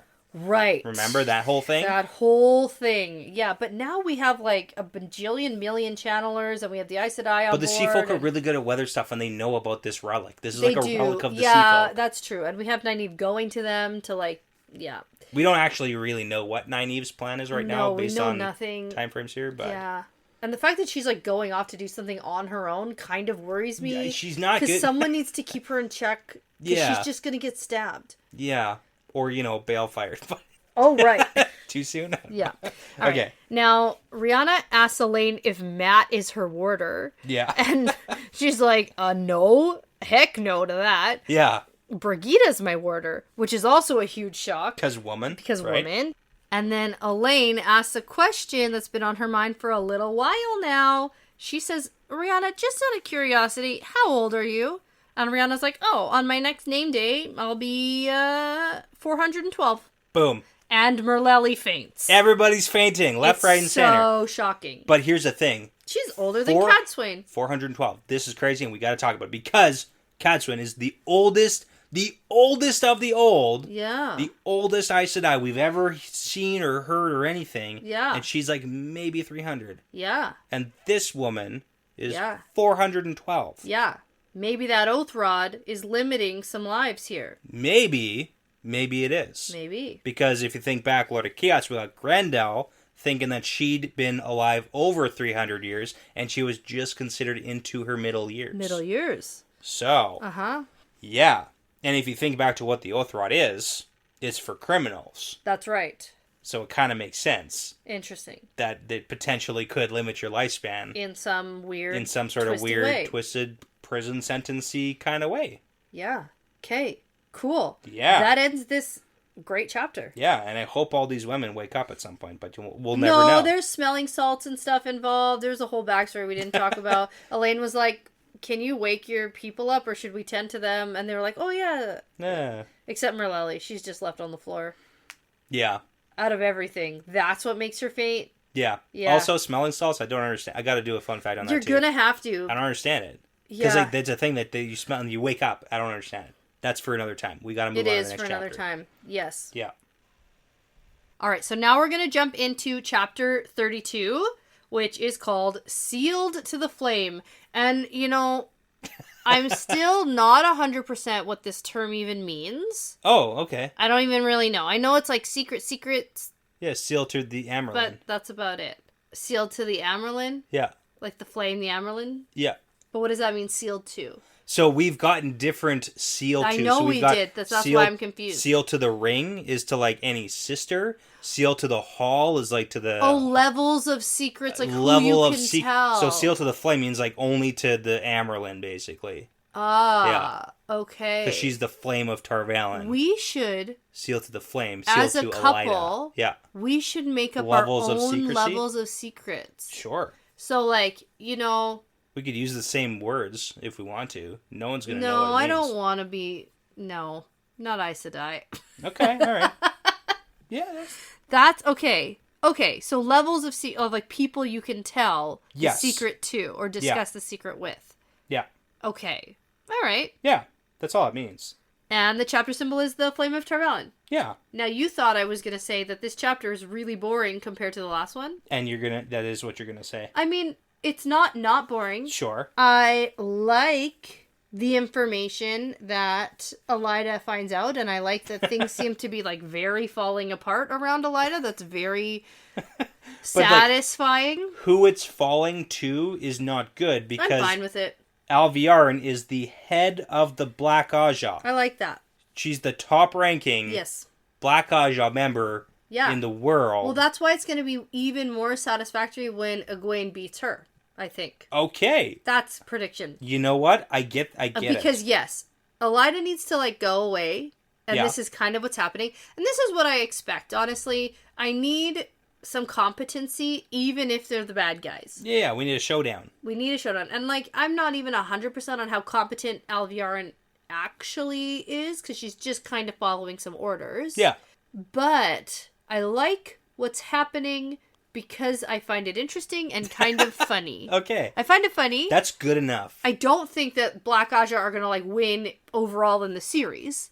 So I'm okay with this sort of temporary sort of winning so that Elaida can be knocked down 8 pegs. Yeah. It just depends on your definition of what does winning look like. Right. In this kind of, like, you know, total world war winning fight means for like the light. you like get to remain alive. Okay. All right. Sure. Yeah. Basically. Yeah. Okay. That's how you the win. end of the world apocalypse battle. Yep. Okay. Well, hopefully everyone makes it. You tell me how you win an end of the world apocalypse battle. If it's not, stay alive. For the general folk. I mean, like, obviously Rand and the Dark One, like, that's a different story. Okay. You know? Yeah, no, yeah. The hole you're digging is just, like, keeps getting bigger. I am in not a hole. That's what I know that you think that. I am in not a hole. Not as big of a hole as Elaida is in right now. Or the hole I dug myself with the whole... We're not Nebudar. This isn't even Nynaeve. It doesn't matter. Okay, so we are going to enter in an Elaida perspective. Let's get right into it, and I'm going to zoom through a lot of this. She's having a crazy erotic dream. It's not erotic. You know, you look at me and tell me with a straight face that it's not at least a little bit erotic for her. Well, she just wants everyone to bow down to her always, and she wants the most power. We've seen her dreams before. Yeah. We've been in the tower... in the dream world, and Elaida has popped into it wearing the stole, yelling at everybody that she's the Amerlin That seat. is her version of a sex dream. No, it's just her dreams. I'm sorry. Okay. Gosh. So let's do this dream. Okay, so she's having her best dream ever in the whole universe. She's dreaming about her 6 striped stole on her shoulders because the idiot blues are gone. Randall Thor is kneeling quietly beside her like a lapdog. Yep. Alviarin is meek and mild. Idiot Sheriam is screaming wildly, being restrained by guards. It's this whole scenario she's like dreamed up for herself. Yeah. Egwene and Elayne are like begging for their mercy and whatever. And, you know, it's interesting because now she has people in her dreams swearing a 4th oath of fealty to her. And that's what Egwene is currently doing. What kind of crazy mad woman would force sisters to swear directly to her? Egwene. Because that seems terrible. One who's in a very precarious situation, and I stand behind it. I think it's good. Mm-hmm. Yep. Mm-hmm. You don't think it's good that Egwene's doing that? No. You don't? No, I personally don't think that you should force people to swear directly to you. I feel like that's an easy way to abuse power. I'm just saying. Like, there's a lot of issues with that. We talked about this when Egwene started doing it. It's like, there's a lot of issues with this. Do you think that it's weird for people to swear oaths to, like, kings and queens? So, there's a different level of oath that is being sworn by someone who's magically bonded by said oath.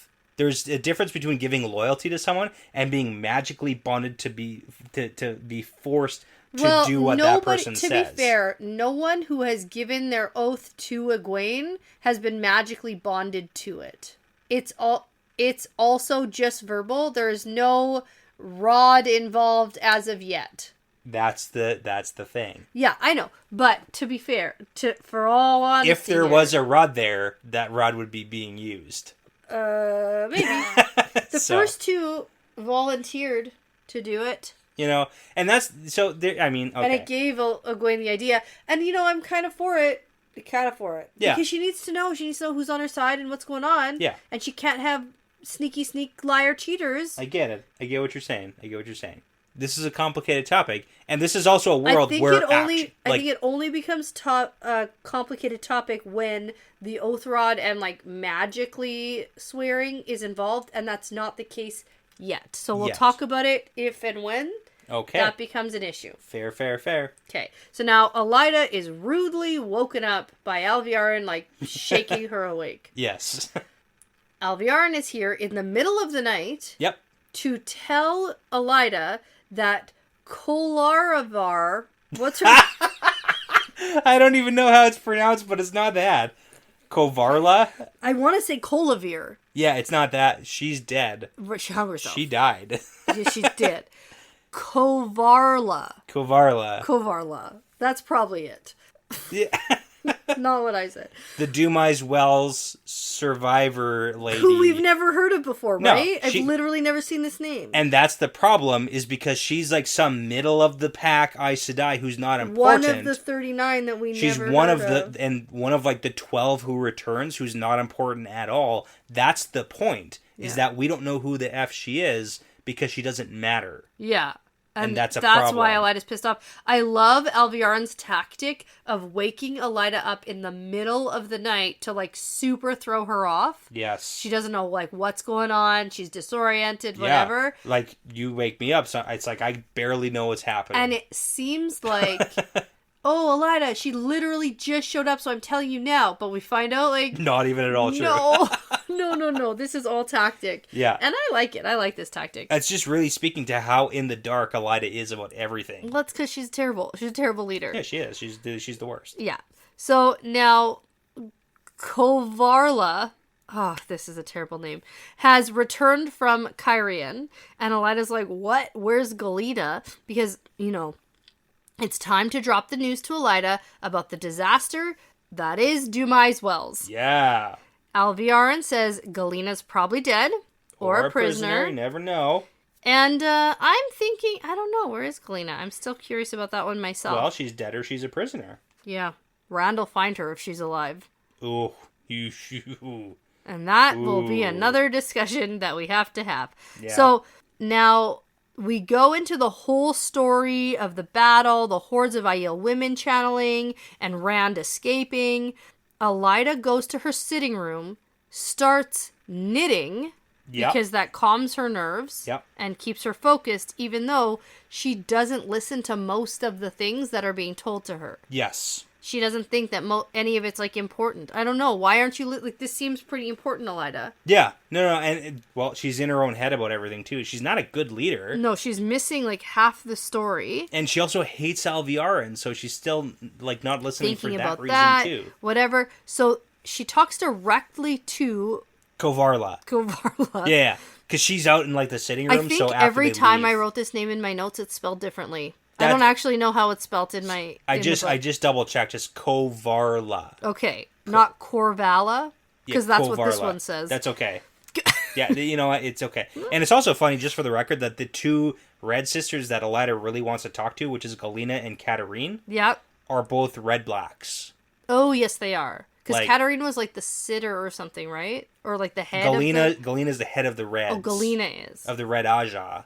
And then Katarine is also another one that we got at one point. Yeah. Who was like in cahoots with Savannah. Yes. Right? Well, so was, I remember that long time ago. Yeah. Okay. So now slowly the news starts coming out about how they don't even know how many escaped. They didn't wait to search. They just left with Gawain because he refused to wait any longer. Yes. And there are only 11 sisters who came back with her. Yeah, so we got 12 total out of 39 sent. Yeah. This is huge because this is a loss that hasn't been suffered as greatly since the Trolloc Wars. That Elaida thinks about? Yeah. We don't know for sure. You know, maybe secret history stuff. Definitely. Right? But still real bad. Well, Elaida would know secret history stuff, wouldn't she? Most of it? Well, assuming that she was taught it by her keeper or the Black Ajah who's keeping her in the dark. So, like, who knows what Elaida actually knows about? Okay, but in recorded history, this is a terrible, terrible, terrible loss. Yes. So now, Elaida goes on a rant about teaching those Aiel Wilders a lesson, that they're going to have to rescue the sisters and teach them what it means to defy the Aes Sedai, and we're going to take Rand al'Thor back. We're going to do all that. Great plan, Elaida. And then, you know... Let's go get him. Oh, it's spelled wrong again, I think. Kolavara. Tries to tell her about the Ashaman, and Elaida just, like, interrupts her and asks if she has kept this whole secret. Yeah, because that's the important part. Did you get in here quietly? Does anyone know you're here? Because if not, you're just going right back out the way you came, real quiet, like. Yep. Mm-hmm. Yeah. Mm-hmm. Elaida's kind of like a raving lunatic here. She is super confident on her foretelling business, too. Oh, I know. It's like, she's like, can't be. I heard it. I said it. I know everything. I know. Oh. And yeah, it is kind of a secret, sort of, but Gawain means to come along too, and he got turned away. The bridge guards wouldn't let any of the younglings enter. Yes. And so Elaida's like, forget about Gawain, leave the city and stay hidden, and I will send for you. Yeah. So then she leaves, and Elaida rounds on Alviarin and is like, why am I just hearing about this if Thor escaped 7 days ago? Yes. So again, that's huge. Alviarin plays it way too cool here, and she asks Elaida if she really means to have this third disaster happen by attempting to rescue the captive Aes Sedais from the Aiel. Yeah. Before we move on, we have a time frame for how long this book has taken so far. Oh yeah, 7 days. This book has lasted. There's been a week, like 7 days, not even a full week in Wheel of Time universe. Yes. Uh-huh. We're real slowing down the pace well, here. to be fair, for Elaida. Yeah. We don't quite know where everybody else is and what they're, but it seems... I mean, like, the prologue was watching Dumai's Wells, so, from Savannah's perspective. Mm-hmm. So it seems like it's a very short amount of time. For that, yeah. Yeah. And if any of the others are further along, it's a matter of days. Yeah, it's not like months or... Like, no. We're days. We're days. Okay. So... Elaida does not understand. She's like, what do you mean by a third disaster? And Alviarin is like, Corvala seemed pretty sure that they could hold out against the Aiel channelers. Yeah. But several hundred men in black coats showed up, and she called them living weapons. Yeah, we know there's about 200 there, so... And Elaida is still in extreme denial about the male channelers and this whole situation, but then her head just starts like reeling. She's like, oh my god, what if this is true? Then this might be the third disaster. This is a disaster. Yeah. And then Alviarin points out that Rand can travel. Yep. So it's very possible that there's a chance Rand might just feel that he's owed some kind of payback by being captured and tortured. Yep. So, what happens if those men suddenly step out of thin air right here in the tower? Yeah, so that is like a real actual concern, because now we have the 900 to 1,000 Aes Sedai, who are split up basically into thirds, and we got like 300 in the tower. Yeah. However, we had a whole bunch of them. We had 50 of them sent off to the Black Tower. Yeah. And we just had like, what, 20 oh my god, some? Call them back. 12 of 39 return. So we have 70 out of 300 sisters gone from the tower portion. Yeah. So we got like just over 200 sisters in the tower right now. Yeah. So if the Black Ajah swooped in right now, it's like we're on equal footing. Oh, for sure. For numbers. What I'm thinking of, where's Egwene on her march to Tarvalin? Right? Because these numbers are looking pretty good for Egwene. Wow. I mean, if we're going like head-to-head battle against Aes Sedai, if that's the plan. Well, she's marching with an army. Right. Of tens of thousands. So yes, it's numbers. We can talk about Alviarin's plans, because some of those ideas maybe are kind of sort of good. And Egwene is held by no oath. No. She does not have to refrain from using the power against another sister. That's true. She does not have to do that. Could you see Egwene coming in just like... wrapping everybody up in air up in here. Okay. Not like blowing people up. Sure, okay. But using the power to wrap some people up. So and maybe blowing up choice people.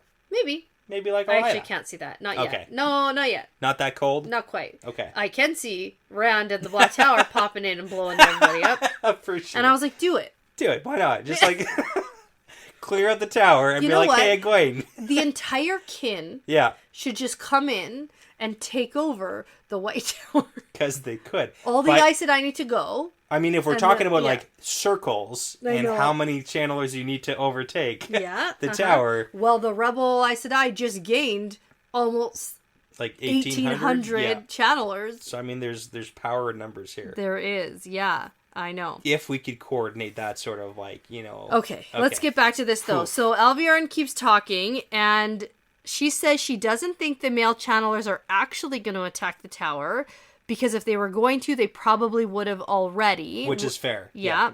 And that means they're all returning to the Black Tower. And that means that whole group that's going to the Black Tower is going to have a very unpleasant surprise waiting for them. Tovann. Tovann. Yes. And Elaida starts medium freaking out and is like, write an order, tell them to come back now. And Alviarin just kind of smiles. You want me to text her? Like, what do you want to do here? How is that going to reach her in time? Because there's no way that's going to work. Yeah, just like that's not how. Yeah, and she's like, no, I fear that your orders, Elaida, are going to get a bunch of Aes Sedai killed. Yeah, killed and or captured. So 50 sisters, I think there was about 200 guards that were sent. And when Alviarin relayed that message to Masana... She's like, yeah, do it. Masana said, yeah, do it. That's going to be hilarious. It's going to be real funny. I'm going to like watching that or whatever. And then Alviarin thought, okay, I'm not going to put any, like, Black Ajah sisters. Right, or some people that I like aren't going to go. It's going to be a nightmare disaster, probably, so, like, let's leave them out. So, yeah. At least all the people who are going to get captured are, like, good guys, not bad guys. So, phew. None of the Aes Sedai are good guys. I haven't... Well, that's not true, but... Pretty close. Come on. Okay. I guess so. Anyway, so... Now, this is getting worse for Elaida because Alviarin says, you're in trouble, Elaida. Sooner or later, the Hall will find out about this Althor disaster. Galena might have been high-ranking enough to satisfy them, but, this other chick won't. This nobody that we don't even know her name. What's her name? How do you even spell it? How do you even say it? No one even knows. Yeah. They're going to want someone else to pay, and that's going to be you. You're going to be stilled, made an example of, like you did to Swan Sanche. Boom. But you might be able to recover if you listen to your keeper. Yeah, and this is where Elaida's like, it's seal to the flame. Yeah. And it's like, that's not how this is going to work. Because she's trying to, like, force or, like, shoehorn Alviarin into being like, oh, no, I can't talk to anybody about this. Like, what? Elaida, come on. Yeah. Yeah. No. So that didn't work. But then Elaida immediately gives in. She does, basically. like, super fast. And she's like, all right, what advice does my keeper offer? Yeah. So first, Alviarin has a plan. Yes. She knows exactly what she wants. Which is kind of interesting orders. Yeah. So she thinks anyone lost to the Aiel is, like, super screwed. We're not wasting time on them. Those people, suck it. And then secondly, also, Tovann and the Black Tower people. Suck it. Doesn't matter. They're gone too. Gone. And now it's time to increase the tower guard. Yeah, that's smart because we know from the numbers that Gareth Bryn has, like, friggin' 30,000 troops or whatever, and then the tower guard is like nothing. Yes. So. Yeah, and now we're going to also search some rooms. Yeah. Of some random green Ajah Aes Sedai. So it's a little confusing, but the important part is that you're searching 2 green sisters, and then you're going to punish them for like some arbitrary, Angriel stuff. Yes. And then you're going to pin it on a brown, gray, and yellow sister. So it seems like they're tattling. Yes, because you're going to tell everybody that these green sisters stole these Angriel. Yeah. Kept them without giving them back. Punished them severely. And then 3 other Aes Sedai, you're going to give them a bunch of praise.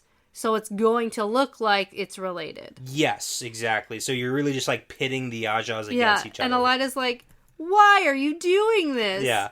And it's really funny, too, just like back to that whole, the 70 sisters, like there's 70 sisters. You can't hide 70 sisters being like gone when you only have 300. Yeah. People are going to know. Yes. Like, where's a third of all the people who live in this big castle? Right. It's a big castle. They're gone. On a field trip. Well, honestly, that's where they think they all are. They're all on field trips. The worst field trip ever. Okay. Yikes. Okay. Now, Alviarin is like, this is my advice. This is what you should do. Probably do as you're told. Yeah. And Elaida tries to get out of this. Can't really, but she agrees. So Alviarin's like, go get some rest because we'll have to decide what to do about these Ashaman and how to let the tower know. Yeah. And what our next move will be.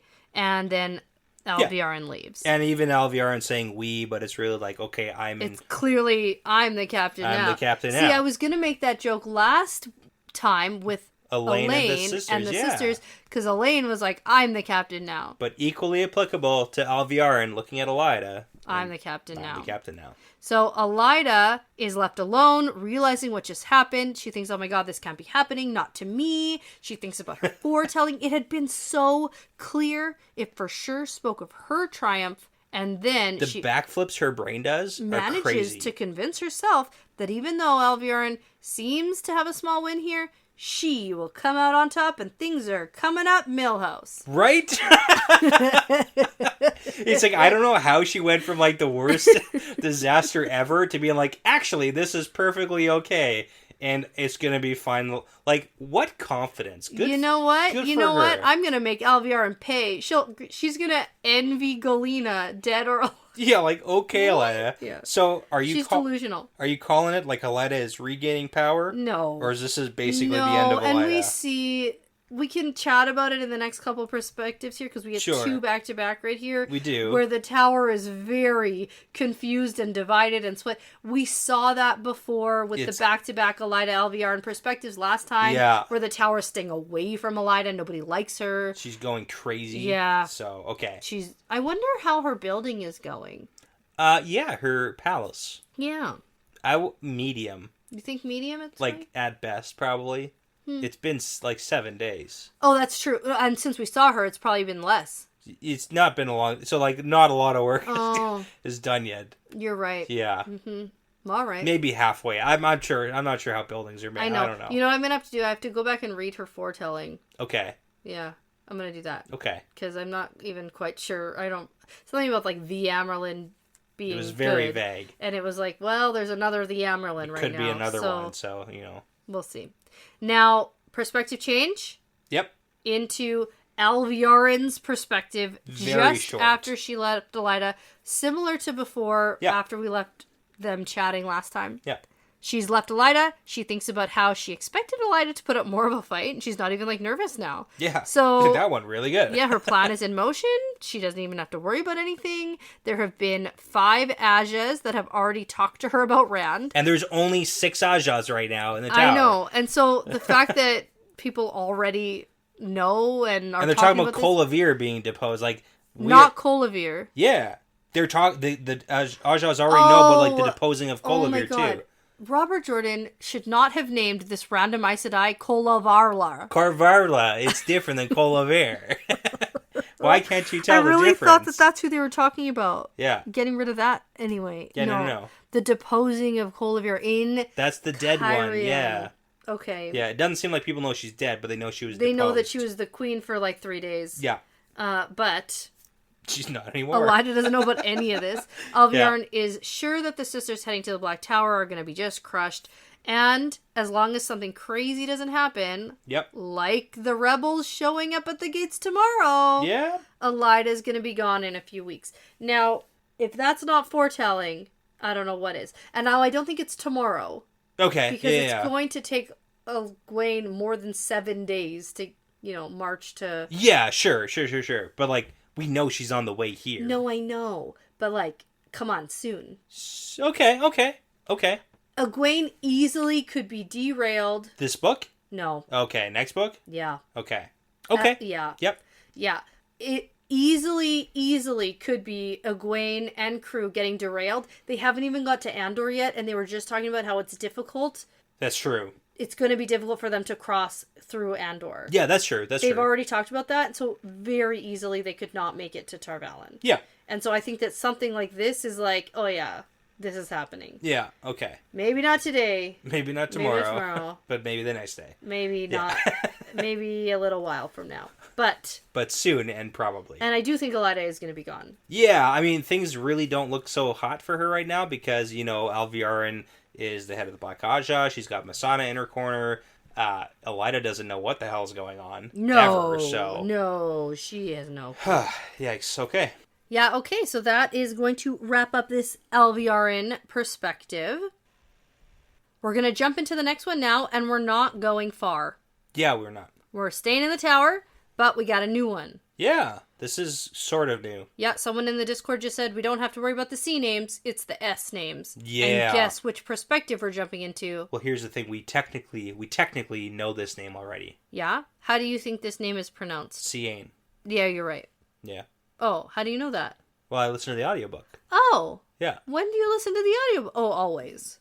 Well, and also you were listening to the audiobook. Yeah. Today. Oh, I didn't know that you were paying attention to what I was doing. I don't always pay attention to what you're doing, but this time I did. Okay, it's Seane. Yeah. Seane. Okay. So now Seane is in the middle of doing something here. She's writing in her room. Yeah, it doesn't seem that important. On her own. Yep. Now, what Ajah is she? Do we know? I don't know. Does it matter? Yes, it matters. It medium matters, and she is white. She's white. Right, because logic. Yeah. She mentions logic at some point. My brain just had to catch up there for a second. Okay, so she is a white Ajah. Yep. She's doing some writing, and Elaida walks into her room. Seane is pretty surprised by her just showing up like this, and she makes a comment to Elaida about, hoping that she hasn't found any white sisters hiding any angriel. Yeah, and we learn here that she's a sitter for the white. Ooh, okay. So she has kind some level of power. Yeah. Right, I remember now. So apparently that whole thing went down this morning. Yeah, with the green sisters and making them pay for the stealing or keeping the angriel. So yeah, and Elaida just ignores her and says, "You didn't stand to raise me as Amyrlin." Yep. And Seane says, I didn't know about that until after. Yeah. I wasn't told about that happening at all. Yeah, it was kind of like a coup. Yeah. So, And we learned that every sitter that was not informed of this happening fled from the tower and joined the rebels. Yes. Except for her. Seane, because she's white and yeah, logical. Yeah, super logical, and I guess that's how it goes. Elaida's like, why? And she says, because the tower must be whole. Yeah. There we go. That's the thing. Very logical. Elaida gets right to the point of why she's here. And hold on. Did you notice the thing with the cats? She likes cats. Yeah, she likes it, but Elaida doesn't like cats. Oh. And Seane's like, what's wrong with cats? Okay. Also, we got more stuff about the little card figurines of all the family members that have died. Everybody's got little carvings. Aes Sedai tend to keep on their mantles. Yes, and for her, she's got a lot of them. Yeah. Now, Elaida tells Seane that she is going to say something that is sealed to the flame. So just to me. Don't talk about it to anybody. Can't talk about it. Yeah. And immediately, what does she go do?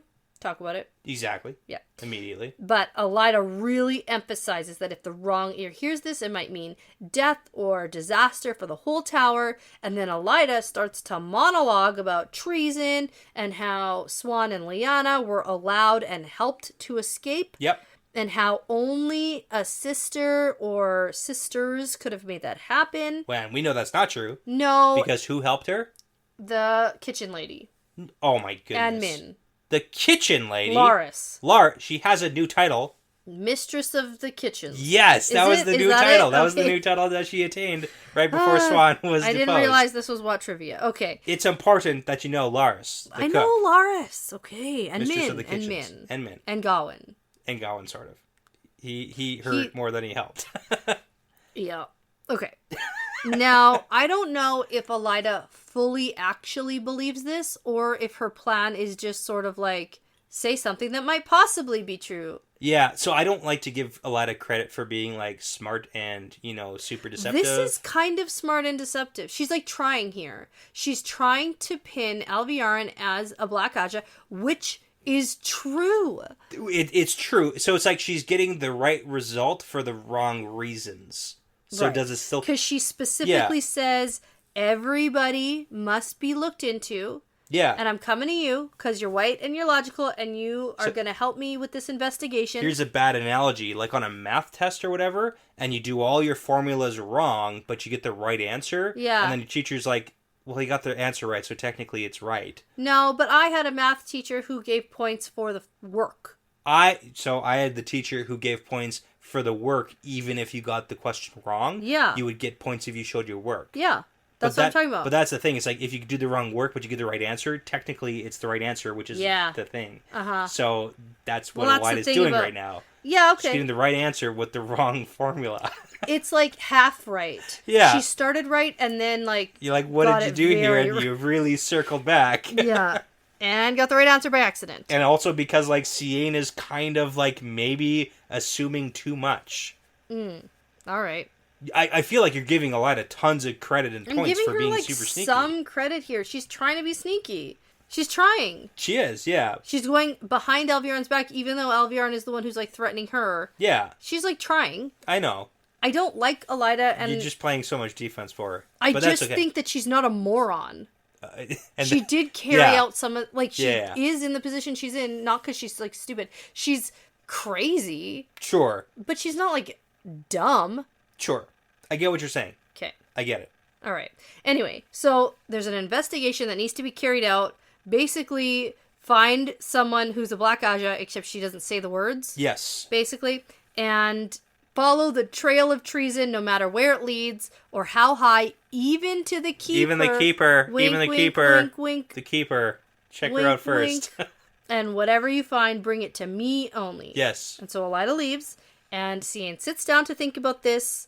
Think. I'm so logical. Yep. We get some stuff. So we actually knew about Seane previously, about her being the one who helped Swan be elected as Amyrlin. She's the one who, like, vouched for her.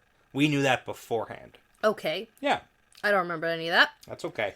But now she logics all this stuff out. Elaida didn't seem angry. She seemed more secretive and nervous, but maybe she should be angry if, like, this is the case. Yeah. And then this is when she figures out the whole, like, oh, she means Black Ajah. Yeah, and then she goes white because she's like, oh, man, that's actually, like, serious if that's what she means. Right. So, makes sense. And she's reasonably terrified. That's a logical thing to be afraid about. Right, and it's something that has been on her mind. Yeah. Since before. Yeah. So, she needs to go talk to somebody who she talked to in the before times. Yes, and the long, long ago. I got some callbacks we're going to do after at the end of this chapter here. Okay, so she heads off out of the white quarters, and she goes to the red Ajah quarters. Yeah. And the mood here sucks. Yeah, so we get a little bit of tidbits of information here. So the red Ajah is the largest of the Ajahs. Right now? They got the most people in. Right now or always? I mean, what do you mean by, like, always? Well, like, before the tower split? Yeah, it's got, like, the most sisters are part of the red. Really? Yeah, it's the biggest Ajah. Okay. Yeah, and she doesn't believe the tales of the red Ajah propping up the false dragons. But nobody has denied it and either. And she's like, why aren't they just saying, like, no, we didn't do that? Right. Right, and she is a sitter, so she does have some, like, power. Yeah. But she can't get no respect. Okay. The hallways are very, like, nobody's very friendly. No. Everything kind of sucks right now in the tower. Yeah. So she goes to a friend. Yes, an old friend. An old friend. They drifted apart, and this friend is named Pavara. Pavara, she's new. Pavara is probably the most happy red sister that we've ever met. Yeah, she's actually seems kind of pleasant. And you know what? I have to, again... Oh, don't do it. What are you doing? I have to just, like, rag on this whole Ajah choosing system. Sure. It seems ridiculous. It is. This woman has a cause that she wants to fight for. It's hunting dark friends because her whole family was killed by dark friends. Mm-hmm. So why can't she be a blue that has a cause of hunting dark friends? Yeah. Why does she have to join? It's almost like I said I have twisted what an Ajah is, because we've gotten reference to Ajah as a old tongue lowercase word that the Forsaken used from the Age of Legends. So Ajah is a thing, but now it seems like it's not the same as it used to be. Okay, that part doesn't matter to me. What I'm talking about is, like, right now. At some point it'll matter to you. I don't care right now. But here's the thing. She also wants a warder. Yeah.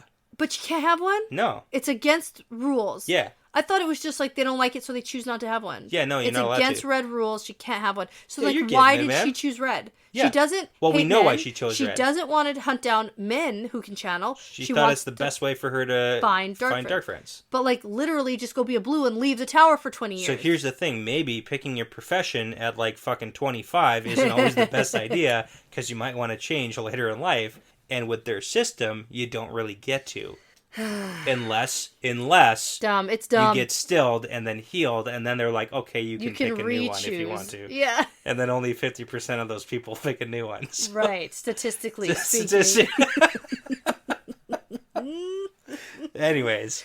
Okay, whatever. Side note, that was, like, the most interesting thing. I was like, this is annoying. No, I love that you went that deep on that. That's yeah, okay. So, Seane is greeted quite cheerfully here.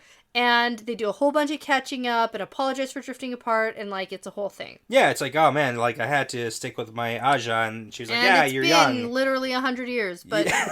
It's all good, man. Yeah. I actually don't know how long it's been. I assume it's long. Probably. Yeah, so Seane gets into the story about Elaida visiting her. Then she got this super convoluted mission that's sealed to the flame, and, you know, she really beats around the bush, and this is definitely to hunt out Dark Friends in the tower. Yeah, that's what we're doing, and super serious time. This is super serious time. We had a side story about the whole family being killed by Dark Friends thing. Very sad. The entire family, we're talking like brothers, sisters, aunts, uncles, everybody. That's why Seane knows that she can trust Pavara with this mission. Yeah. Pavara understands why Elaida would be cautious about saying this kind of thing out loud. Yep. And there's this whole thing about an existence known about, like, Black Ajah, sort of, right after the Aiel War. Yeah. Because of the whole, like, 2 Amyrlins dying suddenly in the space of 5 years. It's a whole lot of suspicious stuff going on. So here's the thing. I got a little bit of callbacks. But first off, I just need a quick check from you on Pavara. So Seane, we can probably assume, is not Black Ajah. Yeah. Since we're in her head. Yeah. Doesn't seem like she's Black Ajah. No. And Seane is, like, super sure that Pavara is not, because her family got murdered by Dark Friends. Mm-hmm. We know of Dark Friends who've had their families murdered by Dark Friends and are still Dark Friends, such as Jacob Carradine. Jacob Carradine. Right? Their family was murdered by Dark Friends because he's a Dark Friend. He's like, take them, and not he me. Didn't carry out rules like he should. Yeah. Mm-hmm. So, Pavara... I didn't get that sense. Gut check, cool? She's good. Okay. Yeah. Okay. Just want to check. I know. You're making me second guess, but I'm going to go with my original gut. That's what I've learned. Pavara cool? Pavara cool. Pavara cool. Okay.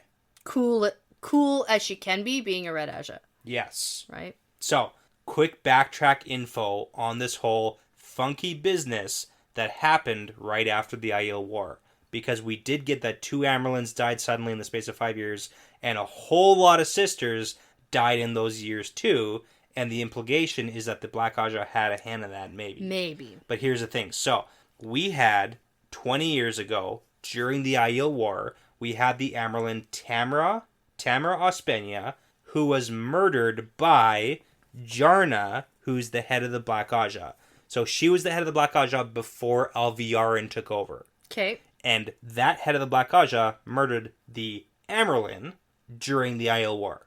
Okay. Then we had a new Amyrlin, Sierin Veyu, who was raised, and then she was murdered, but apparently not by the Black Ajah. Okay. And we had that from, like, the Black Ajah perspective, like, that wasn't us. Who was that? So I thought something would ring a bell, and I don't remember a single word that you're saying. So okay, that's fair, but this has all been stuff we talked about. Okay. So we had 2 deaths, and then we had another Amyrlin raised, and seems like she died too. So that's 3, and then Swan was raised. So in the last 20 years, we've had 4 Amyrlins. 5. And now 6. Elaida. And now Egwene. Okay. So it's like, whoa. Oh my god. It's almost like the Dragon Reborn causes a lot of shit to happen in the world. So it's like funky business. Black Ajah doing some murdering, but also not doing some murdering. Also that. And then in this book, chapter 19, we had Cadsuane talking with Marana and Honora. And she said, were either of you involved in that ... vileness? Scandal. Yeah. Vileness right after the Aiel War. And Marana was like, I don't know what you're talking about. But Honora was like, whoa, what? I was dealing with the Grand Coalition. I didn't have anything to do with that. Right. So we know that, like, funky business stuff going down, and we'll put a pin in that. Okay. So Seane says that logically a Black sister must be able to lie despite the oaths. Okay. So more unreliable narrator confirmation of that. Mm-hmm. Otherwise, they would have been revealed a long time ago. That's like the logical conclusion there, sort of. Except for the fact that nobody's like, hey, are you a it's Black not like Ajah? you guys talk about it. Like, no. you literally, your rule is don't talk about the Black Ajah in the tower. Right. People get offended by it. Yes. I know. How dare you? But if enough people say this one thing about the lying, then I'm going to start to... I believe it. About that you can lie if you're a Black Ajah. You, have your oaths. But I don't know. How does that work? Yeah. I don't know. Okay. I don't know. I don't know how it works, Brett. Yeah. That's the point. So I'm not quite sure, but the more that people say it, the more I'm inclined to believe it. Sure. That's fair. Now, the safest route at this point is searching reports instead of going about asking a bunch of questions. Sure. And they can find out something that, like, a sister wrote about. Yeah. And if they wrote about it and it can be proven wrong, then they found a dark friend. Yeah. Sort of. Because, like, is writing words the same as speaking a lie? We do know that is true, that they can't write, because Moraine confirmed that with us. Okay, they can't write a lie either. Yeah, they can't write it. Technically, we also know that, like, jokes and / sarcasm are allowed, but it's, like, intentionally misconstruing the truth is what's, like, you can't do. You still can't. Okay, so that's their plan, and now there's no turning back for the two of them, and that's where this chapter ends. Yeah, the other issue with the whole lying thing is, like, you can write something that you think is true even if it's wrong. Mm-hmm. So that in itself is not a lie because you think it's true. So right. So that's like, it's a faulty system. It's not a great system. You know, it's a good start though, so you don't start... You know what? Stirring things up. We've had... In this, like, gossip central. We've had 2 crews go hunt for the Black Ajah. One of them being these two, and the other being, like, Elayne, Nynaeve, and Lan. And Elayne, and the other ones got kidnapped immediately. Yeah. So... Well, and they sort of found them. I mean, sure. Because of the trap that was set. I mean, did they find... They got a list of the 13 that left. They saw them one time all, like, kind of sitting around in the dream world. Sure. And then they looked at them because they were, like, waiting for them to show up. At least they have names. They know who's in it, who's in that group. I like that these are, like, they seem like older Aes Sedai who are not morons. So maybe they can do something. Could have their, like, vision clouded by... Just like age. Yeah, that's true too. Set in their ways. Well, they also think they think they're going to look closely at the last year, because even if the Black Ajah didn't cause the rebellion, the split in the tower, they would at least take advantage of it. There's been a lot of things going on in the past year. It's a lot of stuff, a lot of busy stuff. Lot of stuff. Yeah, so okay. For sure. I like this chapter because it's a lot of good background. It's some good stuff. It's okay. I'm really excited to read on though. Yeah. Okay. We're coming in real hot on the end of this book here. Yeah. Because we are under 10 chapters. Whoa, cool. Yeah, because there's 41 chapters and next is 33, so. All right. Yeah. Let's do it. I'm excited. So now, before you go ahead, get your boat bale fired, almost die, reunite with the love of your life, and gain full strength in the power, and have a Forsaken to thank for it. I'm going to say that this is part of the pattern now. Yeah, it's part of the pattern.